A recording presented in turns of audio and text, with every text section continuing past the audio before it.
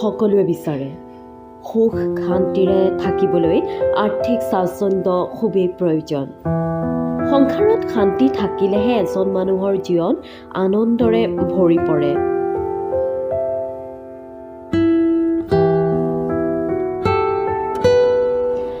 Doctor Radhakanta ভাট এগৰাকী বাস্তৱ বিশেষজ্ঞ আৰু জ্যোতিষী।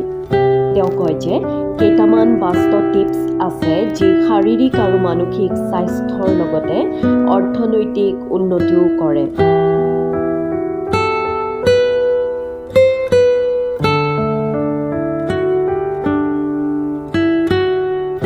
পৰিয়ালত সুখ শান্তি ঘূৰাই পোৱাৰ বাবে কেৱল কেইটামান কথা মানি চলিব লাগিব। সেইকেইটা হ'ল দুবিধমান সামগ্ৰী গাৰুৰ তলত ৰাখিব লাগিব, তেতিয়া ঘূৰিব আপোনাৰ ভাগ্য। আপুনি জানেনে 1 টকাৰ মুদ্ৰাৰ লগত আৰ্থিক অৱস্থা আৰু স্বাস্থ্য জড়িত হৈ থাকে। খোৱাৰ পূৰ্বে গাৰুৰ তলত 1 টকীয়া মুদ্ৰা পূব দিশে কৰি থৈ দিয়ক।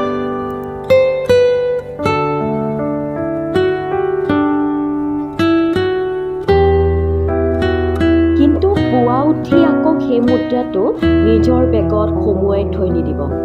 গাৰুৰ তলত ৰখা সেই মুদ্ৰাটো এজন দুখীয়া মানুহক দান কৰি দিব আপুনি।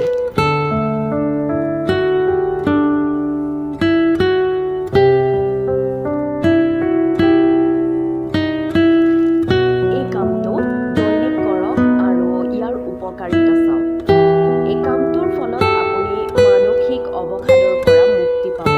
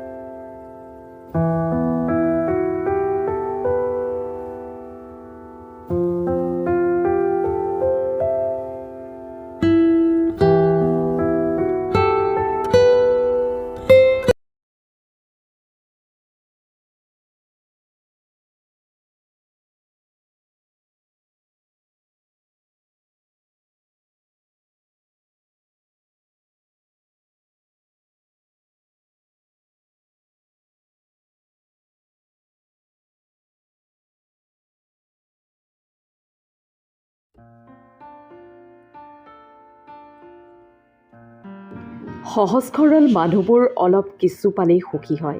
সেইবাবেই চাগে সিহঁতৰ কপালখন বহুত বেয়া। সুখত নহয়, মই দুখতেই সুখী। সুখবোৰ তেওঁকহে দিয়া ভগৱান, যাক মই নিজতকৈও বেছি ভাল পাওঁ। সত্য এইটোৱেই যে টকা পইচা নাথাকিলে কোনো কাৰো আপোন নহয়। এবাৰ নহয়, দুবাৰ নহয়, 1000 বাৰ কাজিয়া লাগি সম্পৰ্কত ফাট মেলিলেও সঁচা ভালপোৱা কেতিয়াও হাৰি নাযায়। আকৌ সম্পৰ্ক ঠিক হৈ যায়। মা একমাত্ৰ নাৰী যাৰ লগত বহুত কাজিয়া হ'ব পাৰে, কিন্তু কেতিয়াও ব্ৰেকআপ নহয়। জীৱনত সুখী হ'বলৈ হ'লে টকাক পকেটত ৰাখিবলৈ শিকক, মগজুত নহয়। আৰু আশা নিজক লৈ কৰক, আনক লৈ নহয়। জীৱনত যি পাব লগা আছে সকলো সময় থাকোঁতেই আদৰি লওক, কিয়নো জীৱনে সুযোগ কম দিয়ে আৰু প্ৰতাৰণা বেছি কৰে। মানুহৰ মুখৰ ভাষা যেতিয়া অসহায় হৈ যায় তেতিয়াই চকু পানীয়ে কথা কয়। দূৰত্বই একোটা সম্পৰ্কৰ শেষ কেতিয়াও কৰিব নোৱাৰে, কিন্তু মৌনতাই সেই সম্পৰ্কবোৰ শেষ কৰি দিয়ে। খালী পকেট আৰু উপাৰ্জনহীনতাই আপোনাক যি শিকাব সেয়া পৃথিৱীৰ কোনো কিতাপে আপোনাক শিকাব নোৱাৰে। সন্তানক উপহাৰ নিদিলে হয়তো কিছুপৰ কান্দিব পাৰে, কিন্তু ভাল সংস্কাৰ নিদিলে সন্তানে গোটেই জীৱন কান্দিব। এটোপাল নেমুৰ ৰসে যিদৰে 1000 লিটাৰ গাখীৰ নষ্ট কৰি দিয়ে, ঠিক সেইদৰে মানুহৰ অহংকাৰে তেওঁৰ 1000 ভাল গুণকো নষ্ট কৰি দিয়ে। মানুহে জ্ঞানৰ পৰিচয় দিয়ে কথাৰে, যোগ্যতাৰ পৰিচয় দিয়ে নিজৰ কৰ্মৰে, আৰু বংশৰ পৰিচয় দিয়ে নিজৰ ব্যৱহাৰে। মনত ৰাখিব, সৌন্দৰ্যই হয়তো আপোনাক এদিন এৰি যাব, কিন্তু সুন্দৰ জ্ঞান চিৰদিন আপোনাৰ লগত থাকিব, আপোনাক সহায় কৰিব। কিছুমান মানুহে নিজকে লৈ বহুত অহংকাৰ কৰে, নিজকে লৈ গৌৰৱ কৰে, কিন্তু তেওঁলোকে হয়তো নাজানে যে ফুলৰ সৌৰভ আৰু মানুহৰ গৌৰৱ বেছিদিন নিটিকে। আমি এইটো কোনোদিন পাহৰি যোৱা উচিত নহয় যে এই জগতত একোৱেই চিৰস্থায়ী নহয়, আনকি আমাৰ সমস্যাবোৰো।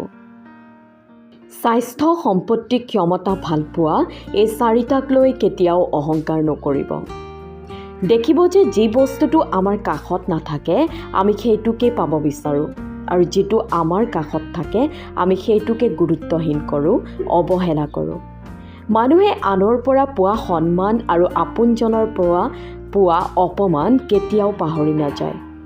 যাক মূল্য দিবলৈ গৈ প্ৰতিনিয়ত নিজৰ মূল্য হেৰুৱাবলগীয়া হয়, তেওঁ আপোনাৰ জীৱনৰ এটা অভিশাপৰ বাহিৰে আন একো নহয়। আপোনাক ভালপোৱা মানুহবোৰ আপোনাক দেখি সুখী হ'ব, আৰু আপোনাৰ শত্ৰুবোৰে বহুত বেছি কষ্ট পাব। জীৱনটো জ্ঞানীৰ বাবে এটা উপহাৰ, আৰু মূৰ্খৰ বাবে জীৱনটো কেৱল এখন নাটক। অতিৰিক্ত সুখী থকাৰ কথা আৰু অতিৰিক্ত কষ্টত থকাৰ কথা কেতিয়াও কাকো নক'ব, কাৰণ সুখত থকা দেখিলে মানুহৰ নজৰ লাগে, আৰু কষ্টৰ কথা গম পালে মানুহে তাত নিমখ ছটিয়ায়।